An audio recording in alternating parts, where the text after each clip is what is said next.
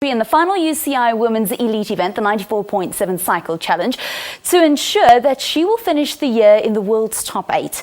It's a first for a South African man or woman. She's the reigning South African Sportswoman of the Year and has been once again nominated in this category, but she's also the only woman up for the People's Choice of the Year award. Ashleigh is our continental and national road time trial champion, and she joins us today. A very good morning and welcome. Thank you very much, Valen.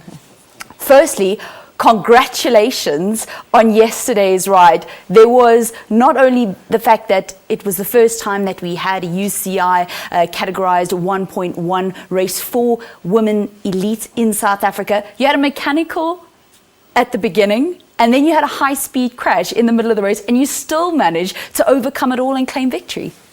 Yeah, I must admit, I'm still trying to comprehend actually what happened out there yesterday, but wow, it was really a special day. This will be one of the highlights of my career for very many years to come.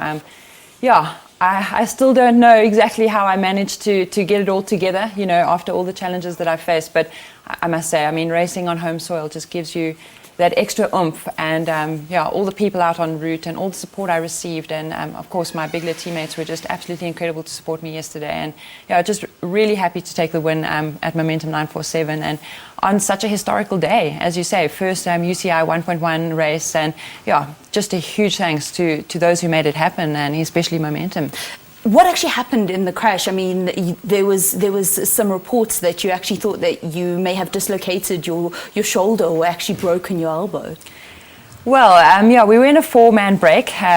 So we went, the breakaway happened on Joe Slovo, and just after going through the city centre and descending on Smuts, which is quite a fast and straight descent. It's also the surface of the road is not so good, and I think I hit a hole, and my hands came off the handlebars, and as much as I tried to grab them again, it just wasn't to be, and I found myself sliding along the tar. I must say I'm very, very lucky, because it could have been a lot worse. We were going really fast.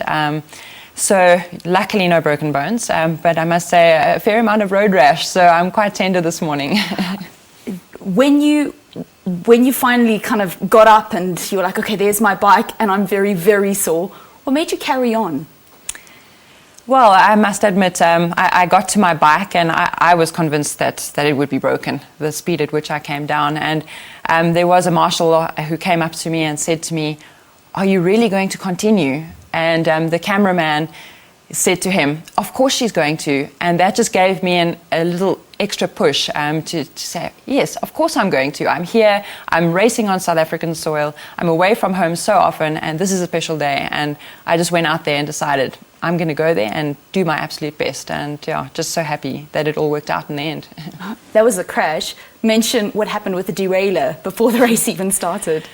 Yeah, it was a crazy day. I mean, I'm still trying to come to terms with why all these things were happening against me, but I suppose it's just made an amazing story. Just before the start, I test rode my bike, and it's been working perfectly all week, and even in the Twitter ride the day before, and I routinely just go through all the gearing to make sure everything works, and for some reason it wasn't going from the small to the big blade, and usually it would be quite quick to fix something like that, but we had 3 mechanics around the bike trying to figure out what was wrong, and no one could quite discover what the problem was. So time was ticking, and eventually the call just had to be made. If you want to ride this race, you're just going to have to ride in the big blade. I wasn't able to change between the blades. So I mean, crazy, but it all worked out, and just so happy.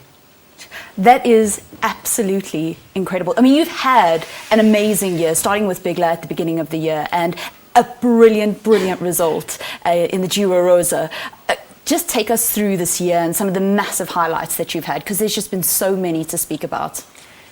Yeah, I mean, this year's been a great year. It's been a consistent year, just consistently ticking off the results. Obviously also some disappointments along the way, but 4th in the Giro, first place in a tour in Germany, second place in trying to think now, I'm getting confused. Oh, Strade Bianchi and some other races. It's been an incredible year, and just what I've been working towards all over for the last 5 years is to try and improve my world ranking, and to be able to get to the end of the year and be in the top 10. I'm really happy with that. But not only that, I mean, it's just been an incredible year for women's cycling, you know, to see the growth that's happening, the changes, and I'm very privileged to have been involved in some of the discussions around these changes, and, you know, also involved with the United Nations, which will be activating a project in South Africa to grow women's cycling and to get more women on bikes, which is it's just amazing, because that's what I stand for. You know, I really want to inspire others, and I want to play whatever role I can in using my stories and successes to grow the sport. And obviously the platform of the SA Sports Awards also allows you that. Of course it does. So what an honor to be nominated once again, and I'm really looking forward to the awards. In the beginning of the year, you said that Olympic qualification was the major goal, and I would assume that going into the brand new year, ranked inside of the top 10, that is all sorted. Yeah, so I couldn't be happier with, obviously, the way the year has run in terms of it being a pre-Olympic year. So, of course, qualification still continues until the end of May. So it runs from the 1st of June of this year to the end of May next year, which means it's important to continue to perform next year. But even, you know, where I am right now, you know, I've got a decent number of points in the last part of the season, so I'm very confident going into next year and building up to the Rio Games, and SASCOC are 100% behind me. So yeah, Rio is a very real goal, and I'm really, really excited about next year. We briefly mentioned the SA Sports Awards, and I want to just read a quote from your team manager when the release came out from Bigler. He said, "I personally believe that the achievements of Ashleigh in Europe and the rest of the world needs to be recognized." And now my other paper, as true to form, it would all of a sudden just lose me at this present point. And he just goes on to explain what a role model you are. He says, "She is continuously developing her cycling abilities to perfection. She has a great vision, and she should help her give, and rather we should help her give more people the chance to listen. We need to realize this." I mean, that is absolutely massive what you're doing, not only for women's cycling here in South Africa, but also globally. Yeah, thank you. As I said, I mean, for me, that's what it's all been about. You know, of course, you know, I love to ride my bike, but, you know, the successes, my personal successes is not really what motivates me. It's being able to use that as a platform to inspire others, you know. So, yeah, I couldn't be, it's really touching to hear those words. They're very kind words. And, yeah, I just will continue to push forward to use my cycling as a means to inspire others and to make whatever difference I can to the greater communities. Thank you very much. Enjoy your rest. Get better. We look forward to seeing you racing in 2016. That's Ashleigh Moolman-Pasio. She's a part of the SA Sports Awards, the People's Choice Award, and that's the one where you as the public get the opportunity to vote. She is the only lady that's in that category.